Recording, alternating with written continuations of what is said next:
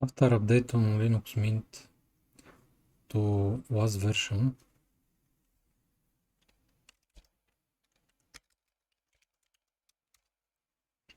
you can check again from the start menu when you search for system information, and you need to compare this version with this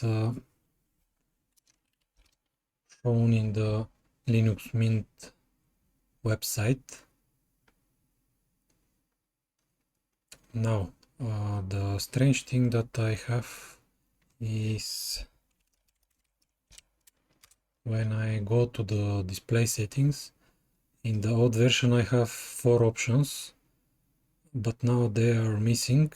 And when I set zoom to or interface scaling to 200, everything is become super huge, and it's not convenient to create tutorials. So I need to enable options to between these 100 to 200 values. This will be possible when you go to settings tab and enable fractional scaling content. Okay, now when we go to the first tab, now we have more options.